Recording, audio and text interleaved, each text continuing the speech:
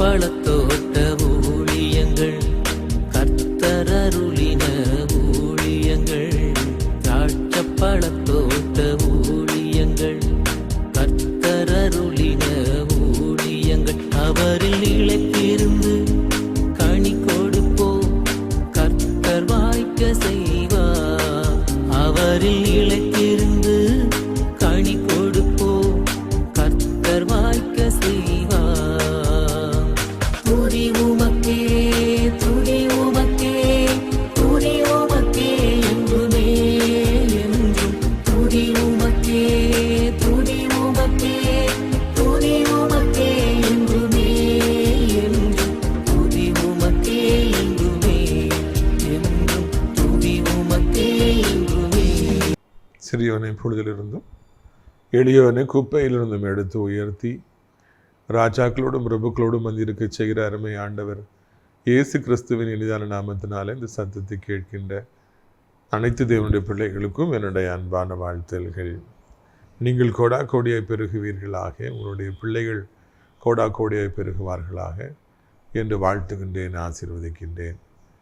எரித்துக்குரியவர்களே, நாம் ஆண்டுடைய பிரதான கிருபையினாலே முதியவர்களுக்காக அடைக்கலான் குருவி எனப்பட்ட ஒரு ஆவிக்குரிய இல்லத்தை நாம் கட்டியிருக்கின்றோம். இது நம்முடைய நீண்டகால கனவு. ஏனென்றால் வயதான காலத்தில் அநேகர் எப்படியாவது ஒரு நல்ல ஒரு ஆவிக்குரிய இடத்திற்கு செல்ல வேண்டும் என்று சொல்லி ஆசைப்படுகிறார்கள். எப்பொழுது ஜெபங்கள் நடக்க வேண்டும், எப்பொழுதும் அங்கு கர்த்தரை தேடுகிறதுக்கு அனுகூலமான ஒரு சூழ்நிலை இருக்க வேண்டும் என்பதே அவருடைய வாஞ்சை. நாமும் கூட வயதானவர்களை பராமரிக்க வேண்டும் என்று ரொம்ப காலமாக ஆசைப்பட்டு ஜெபித்து இறுதியிலே ஆண்டவர் இந்த இல்லத்தை கொடுத்தார். இங்கே தங்கியிருப்பவர்களுக்கு தினமும் 3 நேரம் ஜெபம் நடைபெறுகிறது. நல்ல உணவுகள் பரிமாறப்படுகின்றன. அவர்களுக்கு ஒரு குறைவும் இல்லை. வருகிற 1ஆம் தேதி அநேகர் இங்கே சேருவதற்காக புக் பண்ணியிருக்கிறாங்க, பதிவு செய்திருக்கிறாங்க. நீங்களும் கூட அந்த சந்தர்ப்பத்தை பயன்படுத்தி வருகிற 1ஆம் தேதி இந்த இல்லத்தில் வந்து சேரலாம். உங்களுடைய பிள்ளைகள் உங்களை கவனிக்க முடியாத ஒரு சூழ்நிலையில் இருக்கலாம், வெளிநாட்டில் இருக்கலாம், இல்லைன்னா பிஸ்னஸ்க்காக பிஸியாக இருக்கலாம். அப்படி என்றால் இதுதான் சரியான இடம். மிக குறைந்த கட்டணத்தில் எல்லா வசதிகளும் செய்யப்படும். அது மாத்திரமல்ல, தினமும் ஜெபங்கள், ஞாயிறு ஆராதனைக்கு அழைத்து செல்லப்படுவார்கள். எல்லாம் அவங்களுக்கு ஆயத்தமாக இருக்கிறது என்கிற நல்ல செய்தியை நான் அறிவிக்க விரும்புகிறேன். 100கணக்கில் இடம் இருக்குது. தீர்த்துக்குரியவர்களே, அங்கே தங்கி வேலை செய்வதற்கு நமக்கு நல்ல சமையல் வேலை தெரிந்தவர்கள் மற்றும் நர்சஸ் தேவைப்படுறாங்க.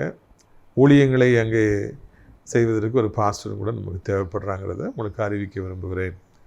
தீர்த்துக்குரியவரை தொடர்ந்து நம்முடைய ஊழியத்திற்காக ஜெபியுங்கள். நானும் கூட உங்களுக்காக ஜெபிக்கின்றேன். கர்த்தர் உங்களை ஆசீர்வதிப்பாராக. ஆதியாகமம் 25வது அதிகாரம் 31வது வசனம் பாருங்கள். அப்பொழுது யாக்கோபு, உன் சிரேஷ்ட புத்திர பாகத்தை இன்று எனக்கு விற்று போடு என்றான். ஏசா, இதோ நான் சாகப் போகிறேனே, இந்த சிரேஷ்ட புத்திர பாகம் என்னத்திற்கு என்றான். அப்பொழுது யாக்கோபு, இன்று எனக்கு ஆணையிட்டு கொடு என்றான். அவன் யாக்கோபுக்கு ஆணையிட்டு தன் சிரேஷ்ட புத்திர பாகத்தை அவனுக்கு விற்று போட்டான். கடைசியில் பார்க்குறோம், இப்படி ஏசா தன் சிரேஷ்ட புத்திர பாகத்தை அலட்சியம் பண்ணினான்.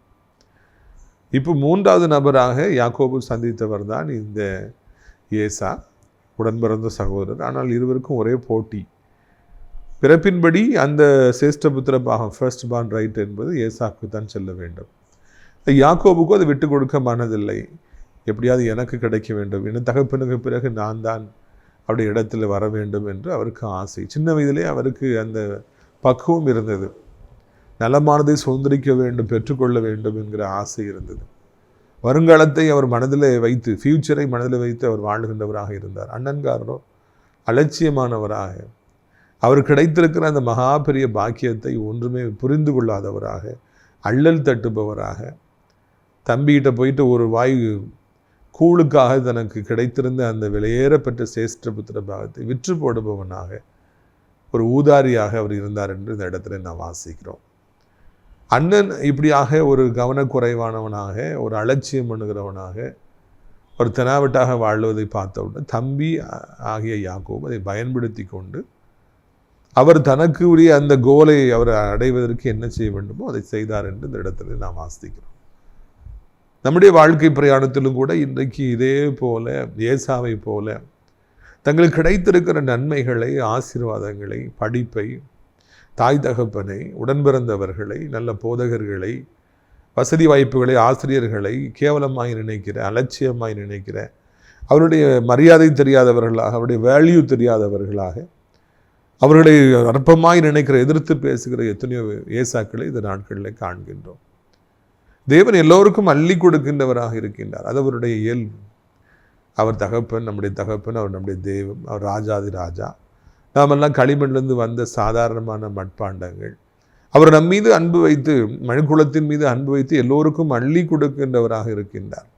இதை வைத்துக்கொள், அதை வைத்துக்கொள், வீட்டை வைத்துக்கொள், தகப்பனை வைத்துக்கொள், தாயை வைத்துக்கொள், நல்ல உடன்பிறந்தவர்களை நீ வைத்துக்கொள், மகனை நீ நல்லா சாப்பிடு, உனக்கு நல்ல வேலையை, கவர்மெண்ட் ஜாபை நீ வைத்துக்கொள், நல்ல பிஸ்னஸை வச்சுக்க, இந்த சூப்பர் மார்க்கெட் நீ வச்சுக்க, இந்த ரியல் எஸ்டேட் பிஸ்னஸ் நீ வச்சுக்க, இந்த டீச்சிங் ஜாபை நீ வச்சுக்க, இந்த காலேஜ் ப்ரொஃபஸர் வேலையை நீ வச்சுக்க என்று சொல்லி நமக்கு அள்ளி கொடுக்கின்றவராக இருக்கிற, நமக்கு மாத்திரமல்ல இந்த பூமியில் பிறந்திருக்கின்ற ஒவ்வொருவருக்கும் அவர் ஆசீர்வாதங்களை அள்ளி கொடுக்கின்றவராக இருக்கின்றார்.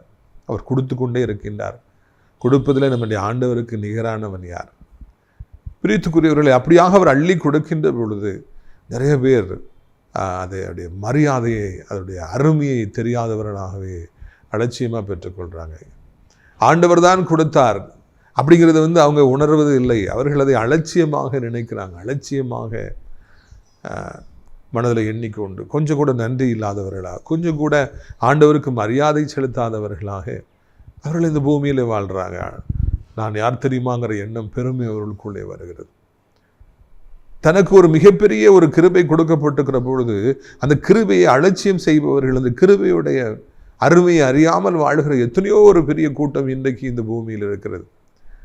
நான் ஒரு சமயம் சென்னையிலே ஒரு வீட்டிற்கு ஜெபிக்க அழைக்கப்பட்டிருந்தேன். ஒன்றும் சொல்லாமல் போய் கூப்பிட்டு போனாங்க. ஒரு மிகப்பெரிய அழகான வீடு. அப்படி ஒரு வீடை என் வாழ்க்கையில் அது வரைக்கும் நான் பார்த்ததே கிடையாது. ஒரு தகப்பன், ஒரு தாய், அழகான வாலிப மகள், அழகான பையன். ஜோமுனுங்கன்னு சொன்ன உடனே கண்ணாடி பாத்திரம் கீழே விழுந்து உடைவதை போல எனக்கு ஒரு காட்சி கண்களுக்கு முன்பாய் வந்தது.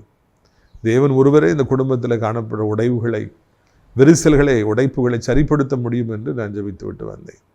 அதுக்கு பிறகுதான் நான் கேள்விப்பட்டேன், வாலிப மகளுக்கு ஆண்டவர் அழகை கொடுத்திருந்தார், அறிவை கொடுத்திருந்தார். அந்த ஊர்லேயே மிக சிறப்பான கல்லூரியில் சீட் அவங்க அப்பா வாங்கி கொடுத்துருந்தாங்க. அவங்க ஏர்ஃபோர்ஸ் இந்த மாதிரி ஃப்ளைட்டுக்கெலாம் இருக்கலாம், ஏர்ஃபோர்ஸ், அந்த ஏர்ஃபோர்ஸ் அல்ல, இந்த ஏர்போர்ட்டில் ஒரு வேலை பார்த்து கொண்டு இருந்தார். மிகப்பெரிய பணக்காரர். ஆனால் அவ்வளவு நல்ல தகப்பன், அவ்வளவு நல்ல வருமானம், அவ்வளவு நல்ல தாய், தனக்கு அவ்வளவு அழகுல ஆண்டவர் கொடுத்துருக்கான்னு சொல்லி அந்த பிள்ளை உணராதபடிக்கு அப்பாவை அலட்சியம் செய்து, அம்மாவை அலட்சியம் செய்து, குடும்ப கௌரவத்தை வானத்தில் பறக்க விட்டு, கிளப்புகளுக்கு போய் ஆட்டம் போட்டு கொண்டு குடித்து வெறித்து அப்படியே அவளுடைய வாழ்க்கையை அவள் இஷ்டம் போன போக்கிலே அவள் வாழ்ந்தாள். எனக்கு இவ்வளோ ஒரு நல்ல அப்பா கிடச்சிருக்காங்க. எத்தனை பேருக்கு அப்பாவே இல்லை. எத்தனை பேர் அப்பா அம்மா குடிகாரனாக இருக்கிறாங்க. எத்தனையோ அப்பா அம்மா அக்கறை இல்லாதவனாக இருக்கிறான். ஓடி போயிட்டான், இன்னொரு பெண்ணோட போயிட்டான், பிள்ளைகளை அப்படியே ரோட்டில் விட்டு நிற்கதியாக போயிட்டான். ஆனால் எங்கள் அப்பா இவ்வளோ நல்ல வேலையிலேருந்து என் மேலே இவ்வளோ உயிரை வச்சுருக்காங்களே, என்னை படிக்க வச்சுருக்காங்களே, நான் கேட்குறதெல்லாம் வாங்கி தராங்களேன்னு சொல்லிட்டு அந்த பெண் உணரவில்லை. அவள் இஷ்டத்துக்கு ஆண் நண்பர்களோடு சேர்ந்து, பாய் ஃப்ரெண்ட்ஸோடு சேர்ந்து பாவமான வாழ்க்கையில் அவள் வாழ்ந்தாள். அப்பாவுக்கு அது தாங்க முடியல. நம்மெல்லாம் கௌரவமான ஒரு குடும்பத்தை சார்ந்தவர்கள். நான்லாம் எவ்வளோ ஒழுக்கமாய் வாழ்கிறேன், வாழ்ந்து பழக்கப்பட்டேன். எனது பெற்றோர்கள்லாம் என்னை எவ்வளோ ஒழுக்கமாய் வளர்த்தார்கள், இன்றைக்கு வரை கீழ்ப்படி, நீ ஏன் இப்படி இருக்காமா சொல்லி எவ்வளவோ கண்டித்தாலும் அவள் அதை கேட்கவில்லை. இழுத்துக்குரியல் ஏசா எப்படி அந்த சேஷ்டபுத்திர பாகத்தை அவன் இழந்து பாரணும், அதே போல் ஒரு நாளில் இவளுடைய வாழ்க்கை சரியில்லை என்கிறபடினால தகப்பன் தூக்கு போட்டு தற்கொலை செய்து கொண்டார், தன் வாழ்க்கையை முடித்து கொண்டார். அவருடைய ஆத்மா வீணாக போய்விட்டது. அந்த தகப்பனுடைய மரணத்திற்கு அந்த பிள்ளைதான் காரணம். அதுக்கு பிறகு அந்த குடும்பமே சீரழிந்து போயிற்று.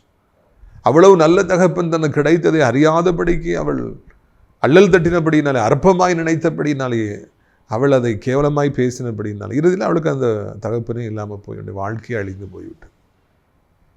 இன்றைக்கு கர்த்தர் தனக்கு தந்திருக்கிற ஆசீர்வாதங்களை, உங்களுக்கு கொடுத்திருக்கிற ஆசீர்வாதங்களை பெரிதாக நினைக்கிறீர்களா? அதுக்காக அவருக்கு நன்றி செலுத்துகிறீர்களா? சகோதர சகோதரிகளை, தேவனுடைய பிள்ளைகளாய் நாம் இருப்போம் என்றால் நம்முடைய உள்ளத்தில் நன்றி உணர்ச்சி உண்டாயிருக்கும், அது ஒட்டி இருக்கும். நம்ம ஆண்டவருக்காக துதித்துக்கிட்டே இருப்போம். நமக்கு தந்திருக்கிற ஆசீர்வாதங்களுக்காக துதித்துக்கிட்டே இருப்போம். சாப்பிடும் பொழுது கூட நன்றி உணர்ச்சியால் அவனுடைய உள்ளம் துடிக்கும். எத்தனை பேருக்கு உணவில்லை, உணவிருப்பவர்களுக்கு சாப்பிடுவதற்கு முடியல வியாதியினால. எனக்கு நல்ல பசியை கொடுத்துருக்கிறீங்க, நல்ல உணவை தந்திருக்கிறீங்க, நன்றிப்பா. ஒவ்வொரு காரியத்திற்காக நம்முடைய வாழ்க்கையில் நன்றி செலுத்தி கொண்டே இருப்போம் என்றால் நாம் ஆண்டவருக்கு நன்றி உடையவர்களாக இருக்கிறோம். ஆனால் இந்த ஏசாவை போல அற்பமாக அதை நினைக்கிறவர்கள், சாப்பாடை வேஸ்ட் பண்ணுறவங்க, சாப்பாடை அப்படி மூடி வச்சுட்டு போகிறவங்க, சாப்பாடை தரையில் கொட்டுறவங்க, டிவியை உடைக்கிறவங்க, டிவி ரிமோட்டை உடைக்கிறவங்கெல்லாம், அது எவ்வளோ விலையேற பெற்றது, கிடைப்பதற்கு எவ்வளோ அரிதானது. அதை நம்ம இப்படி உடைக்கிறோமே அப்படிங்கிற மாதிரி ஒரு எண்ணம் அவங்களுக்கு இல்லை என்றால் எது கொடுக்கப்படுகிறதோ அது எடுக்கப்படும். ஏசாட்டிருந்து எடுக்கப்பட்டது. அப்படிப்பட்ட அலட்சிய போக்கு மறைந்த ஒரு மனிதனை ஒரு பக்கத்திலிருந்து பார்க்குறாரு.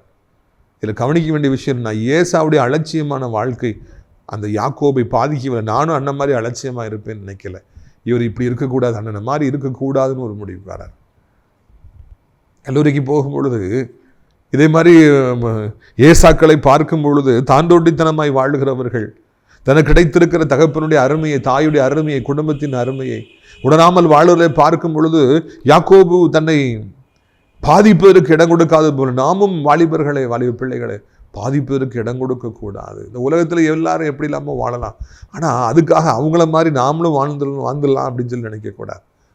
அவங்களாம் இப்படி தப்பு பண்ணுறாங்க, அப்பா அம்மாவுக்கு தெரியாமல் இப்படிலாம் செய்கிறாங்க, நாமும் இப்படி செய்வோம்னு நினைக்கக்கூடாது. அவர்கள் எப்படி வேண்டுமானாலும் வாழ்ந்து கொண்டு போகட்டும்.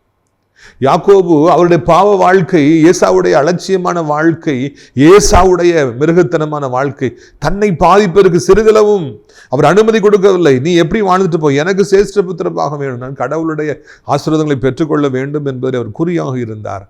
இதைத்தான் இந்த நாளிலே ஆண்டவர் என்னோடு உங்களோடும் பேசுகின்றார்.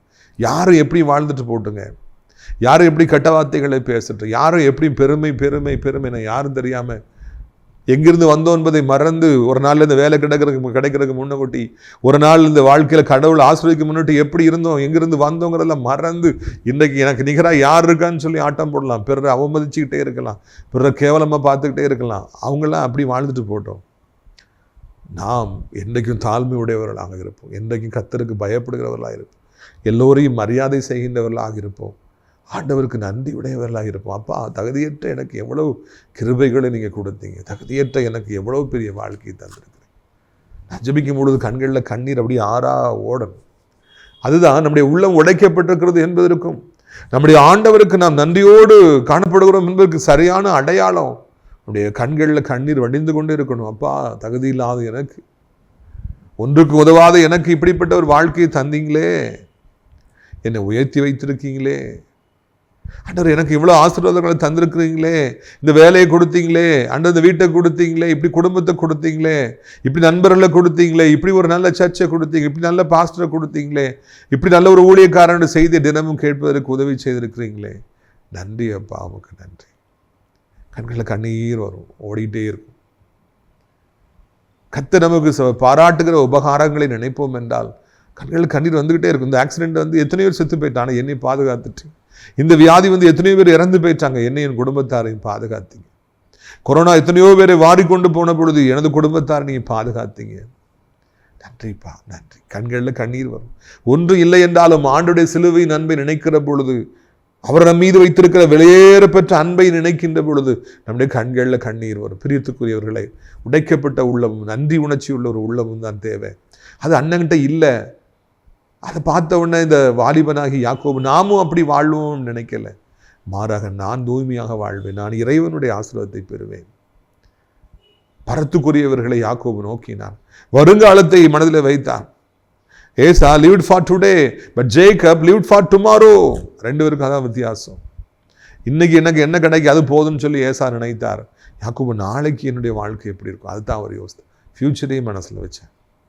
ஒரு தொலைநோக்கு பார்வை, foresight. This foresight Jacob had. இது எங்களுக்கு ரொம்ப ஆச்சரியமாக இருக்குது. பிரியத்துக்குள்ள இப்படிப்பட்ட வாழணும்.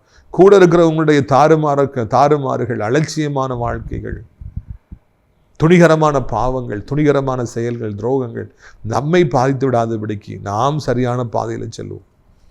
காந்தியடிகள் சவுத் ஆப்பிரிக்கா போகும்போது அங்கிருந்தவர்களுடைய வாழ்க்கையில் உள்ள காரியங்கள் தன்னை பாதிக்காதபடி பாதுகாத்து கொண்டார்.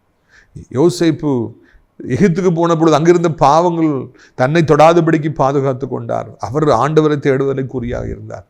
நாமும் அப்படிப்பட்ட குறியோடு கூட வாழ வேண்டும். ஆதியாகமம் 27வது அதிகாரம் 41வது வசனம். யாக்கோபை தன் தகப்பனை ஆசீர்வதித்த நிமித்தம் ஏசா யாக்கோபை பகைத்து என் தகப்பனுக்காக துக்கிக்கும் நாட்கள் சீக்கிரமாய் வரும். அப்பொழுது என் சகோதரனாகி யாக்கோபை கொன்று போடுவேன் என்று ஏசா தன் இருதயத்திலே சொல்லி கொண்டார். இப்படி அலட்சியமாக வாழ்ந்ததுனால ஏசாவுக்கு அந்த சிரேஷ்டபுத்திர பாவம் கிடைக்காம போயிடுச்சு. அப்பாவும் அவர் ஆசீர்வதிக்காமல் போயிட்டார். அப்புறம் இப்படி வாழ்ந்தால் எப்படி ஆசீர்வாதம் கிடைக்கும்? இப்படி அலட்சியமாக வாழ்ந்து ஒரு கூழுக்காக சிரேஷ்டபுத்திர பாகத்தை விற்று போட்டவருக்கு, அது அருமை தெரியாதவருக்கு, எப்படி கடவுளை தேடாதவருக்கு எப்படிங்க கடவுளுடைய ஆசீர்வாதம் கிடைக்கும்? அப்பா அவர் ஆசீர்வதிக்கு போல யாக்கோபை ஆசீர்வதிச்சிட்டார். அதனால தான் எனக்கு கிடைக்காம போச்சு. நான் கடவுளை தேடாமல் போனதுனால தான் எனக்கு கிடைக்காம போச்சு. சரிதானே அப்படின்னு சொல்லி ஏற்றுக்கொள்கிற பக்கம் இந்த ஏசாவுக்கு இல்லை. ஏன் ஆசீர்வாதத்தை நீ எடுத்துக்கிட்டியா பாரு, அப்பா சீக்கிரமாக இந்த பூமி விட்டு போயிடுவார், வயசாயிடுச்சு அவருக்கு. அதுக்கு பிறகு உன்னை நான் கொல்லாமல் விட மாட்டேன்டா அப்படின்னு சொல்லிட்டு வெறி பிடித்து அங்கே ஏசா கோபத்தோடு இருந்ததைப்பா, எப்படியாவது யாக்கோபை கொண்டுடணும். 2 காரியங்களை கற்றுக்கொள்கிறோம். இந்த உலகத்தில் நிறைய பேர்கள் தங்களுக்கு ஒரு தகுதி இல்லை, நம்ம கடவுளை தேடலை, நம்ம சரியான ஆள் இல்லை, அதனால தான் நமக்கு கிடைக்கல, இன்னொருத்தருக்கு ஆண்டவர் கொடுத்துட்டாருன்னு சொல்லி அதை பெரிய மனசோடு எடுத்துக்கொள்ள மாட்டாங்க. அவங்க படிச்சிருக்கவே மாட்டாங்க, ஃபெயில் ஆகிருப்பாங்க. பக்கத்தில் உள்ளவங்க நல்லா படித்து நிறைய மார்க் எடுத்து எங்கேயோ போயிருப்பாங்க, அதை ஏற்றுக்கொள்ள மாட்டாங்க. அவன் பெரிய ஆள், அவன் விளங்காதவன், பார்த்து எழுதியிருப்பான், அவன் ஒன்றுத்துக்கு அவன் ஒரு பொய்க்காரன், எப்படியும் அவனுக்கு ஒரு ஃப்ளூக்கில் கிடச்சிட்டு எனக்கு பாருங்கள் ஒன்றும் கிடைக்காம போயிட்டு அப்படின்னு சொல்லிட்டு தன்னை ஒரு நல்லவங்களை காமிச்சிட்டு இன்னொருத்தர் நல்லா உழைச்சி கிடைச்சவங்கள கேவலமாக பேசுவாங்க. கஷ்டப்பட்டு உழைச்சி சம்பாதிச்சு முன்னேறவங்களெல்லாம் கேவலமாக பேசுவாங்க. அவன் குடும்பத்தை பற்றி தெரியும், அவன் ஏமாற்றி தான் அப்படி வச்சுருக்கான், அவன் ஏமாற்றி தான் இப்படி மேலே வந்துட்டான். மனிதரோட வாய் இருக்குது பார்த்தீங்களா, தனக்கு ஒரு நல்ல குணம் இல்லாதனால தான் இது போயிடுச்சுங்கிறத ஒத்துக்கவே மாட்டாங்க. இன்னொருத்தர் உழைச்சி தான் மேலே வந்திருக்காங்க, கடவுள் ஆசீர்வதிச்சு தான் மேலே வந்திருக்காங்கிறத ஏற்றுக்க மாட்டாங்க, அவங்கள கேவலமாக பேசுவாங்க. இது மனிதருடைய கேவலமான ஒரு நேச்சராக இருக்கிறது. எப்படி இது முடியுது? நம்ம தண்டிக்கப்பட்டு விட்டால் தாவீது சொல்கிறார்ல, நான் பாவம் செய்தேன், ஐ சின்ட் அகைன்ஸ்ட் தி லார்ட். நான் தன்னை கடிந்து கொள்ளும் பொழுது நான் பாவம் செய்தேன். சரிதான். ஆனால் சவுல் ராஜா சொல்கிறாரு, நான் அப்படி ஒன்றும் பண்ணலையே, அது மக்கள் சொன்னாங்க அதனால தான் அப்படி பண்ணிட்டேன் அப்படின்னு சொல்லிட்டு அவர் அதை ஏற்றுக்க மாட்டேங்கிறார். ஏசா, நான் கடவுளை தேடவில்லை, நான் ஆண்டவரை தேடவில்லை, நான் சேஷபுத்திர பாகத்தை அலட்சியமாக வந்து அன்னைக்கே விற்று போட்டேன், அதனால தான் எனக்கு கிடைக்காம போச்சு, பரவாயில்ல அவனாவது வாழ்ந்துட்டு போட்டோம் அப்படின்னு தன் வாழ்க்கையில் பெருந்தன்மையை அதை ஏற்றுக்கொள்ள விடமாட்டேன், என் ஆசீர்வாதத்தை நீ எடுத்து அவனை கொல்லாமல் விட மாட்டேன்.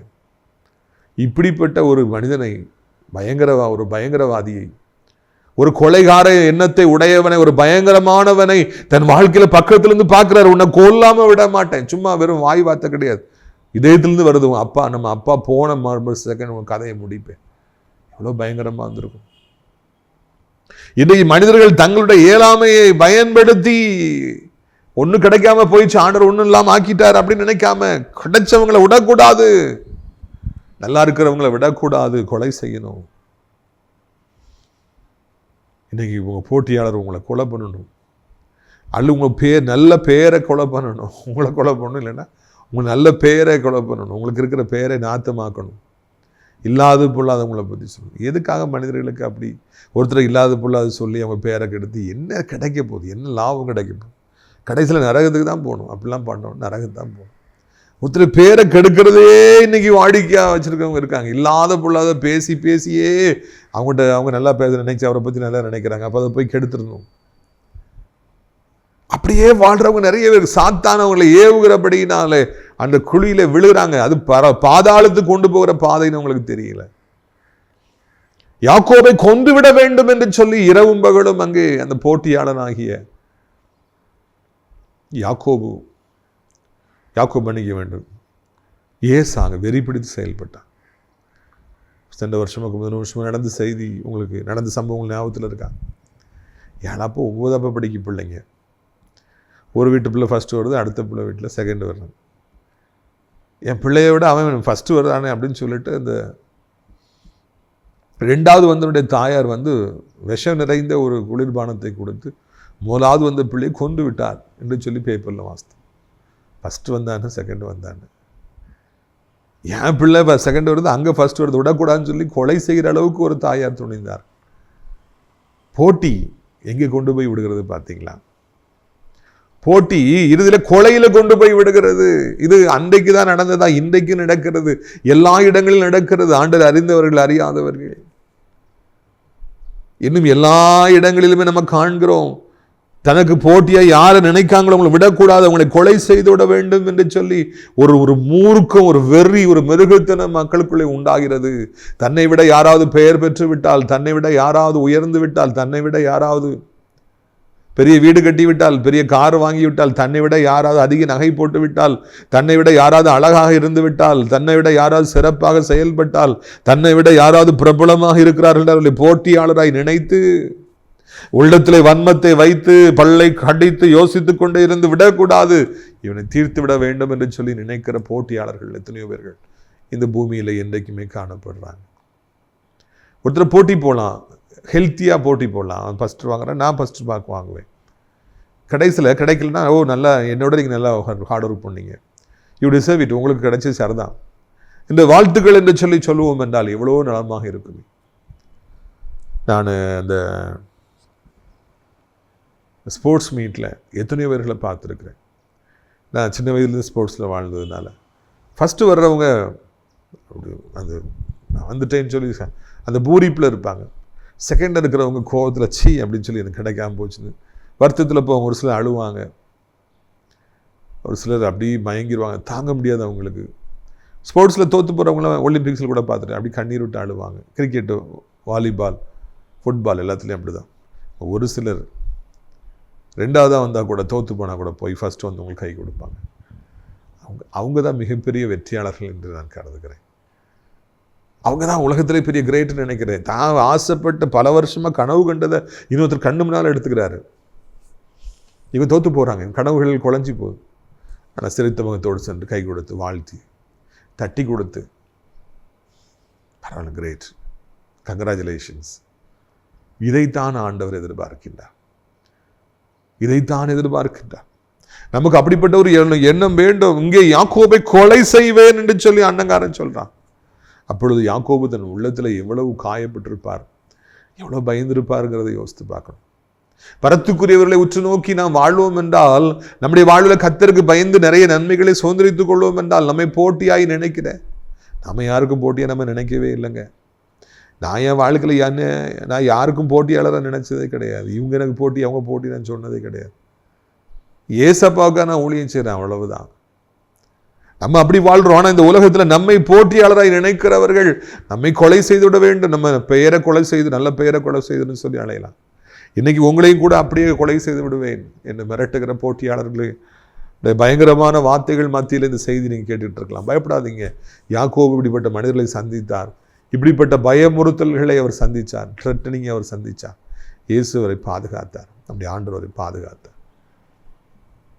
தள்ள முடியெல்லாம் எண்ணப்பட்டிருக்கிறது. பயப்படாதீங்க. இந்த மாதிரி பயங்காட்டுறவங்க, அப்படி பண்ணிடுவேன் இப்படி பண்ணுறேன்னு சொல்கிறவங்களாம் அவங்கள ஒன்றுமே செய்ய முடியாது. ஆண்டவர் அதற்கு அனுமதி கொடுக்கவே மாட்டார் என்கிற நல்ல செய்தியை நான் அறிவிக்க முடிய விரும்புகிறேன். ஒருத்தர் பயங்காட்டுறவங்க, உங்களை அழிச்சிருவேன், என்னை விட நீ பெருசாக வர, நீ வளர்ந்துட்டு வர, உன்னை விட மாட்டேன்னு சொல்கிறவங்களுக்கெல்லாம் பயங்கரமான நியாய தீர்ப்புகளை ஆண்டவர் கொண்டு வர. மனுஷர்கள் இப்படியாக போட்டி நிமித்தமாக ஒருவரை கொலை செய்ய வேண்டும் என்று நினைக்கிற பொழுது தேவன் அங்கே மேலே இருந்து பார்க்கிறார், அவர்களுக்கு நியாய திருப்பி கொண்டு வருகிறார். அங்க அபிமெலேக்கு ஞாபகத்தில் இருக்குதா, யெருபாகாலுடைய மகன் தனக்கு போட்டியாய் இருப்பார்கள் என்று சொல்லி தன்னோடு உடன் பிறந்த 70 சகோதரர்களை ஒரே கல்லில் வைத்து அவன் கொலை செய்து அந்த இரத்தத்தின் மீது அவன் தன்னுடைய சிங்காசனத்தை போட்டான். கூட பிறந்தவங்க, ஒரே தகப்பன் எல்லாருக்கும். ஆனால் நான் ராஜா வருது, இவங்களாம் இடையூறாக இருப்பாங்க என்று அவன் கருதி அவ்வளோ பேரையும் கொலை செய்து ஒரே கல்லை போட்டு எல்லாரையும் வெட்டி, ஆட்டுக்கடா வெட்டுறது மாதிரி வெட்டி அது மேலே சிங்காசனத்தை போட்டு அவனும் ராஜ்யபாரம் செஞ்சானா. நிறைய பேர்கள் இன்றைக்கு வாழ்க்கையிலே தனக்கு போட்டியாளர்களை கருதுகிறவர்களை கொலை செய்து விட வேண்டும் என்று சொல்லி அழைகிறார்கள். அரசியலை பாருங்கள், சினிமாவை பாருங்கள், போட்டியாளர்களாலே அவங்களை எப்படி கெடுக்கலான்னு யோசிக்கிறாங்க. எல்லா ஊழியத்துலேயும் அப்படி தான், எல்லாத்துலேயும் இன்றைக்கி அப்படி தான் இருக்குது. யாரையும் தயவு செய்து போட்டியாளராக நினைக்காதீங்க. உங்களுக்குரியது உங்களுக்கு உண்டு, எனக்குரியது எனக்கு உண்டு. நம்ம அதில் சந்தோஷமாக வாழும். இறைவனுக்கு இயேசுவுக்கு ஊழியம் செய்வோம். அதுதான் நம்முடைய அழைப்பு. ஒரு காலமும் நம்மை விட யாராவது சிறந்து விட்டார்கள் என்றாலும் இது கோவப்பட வேண்டாம். அவங்கள சீச்சி இந்த பழம் பொழிக்குன்னு சொல்லி அவனை பற்றி எனக்கு தெரியாத, அவன் இப்படி ஆள், அவன் குடும்பம் இப்படின்னு சொல்லி அவனுக்கு கேவலமாக பேச வேண்டாம். வாழ்த்துவோம், எல்லாரையும் வாழ்த்துவோம், எல்லாரையும் ஏற்றுக்கொள்வோம். கிறிஸ்து நமக்குள்ளே இருப்பார் என்றால் அந்த பெருந்தன்மை நமக்கு இருக்கும். இன்னைக்கு யாரோ ஒருவர் உங்களை போட்டியாளரை கருதி உங்களுக்கு விரோதமாய் செய்வனை செய்திருக்கலாம், மந்திரவாதங்கள் செஞ்சிருக்கலாம், உங்க மேல கேஸை போட்டிருக்கலாம், உங்க மேல வழக்க போட்டு இழுத்துட்டு இருக்கலாம், உங்களை பயங்காட்டிட்டு இருக்கலாம். பயப்படாதீங்க, ஆண்டவர் மீறி ஒண்ணுமே வராது.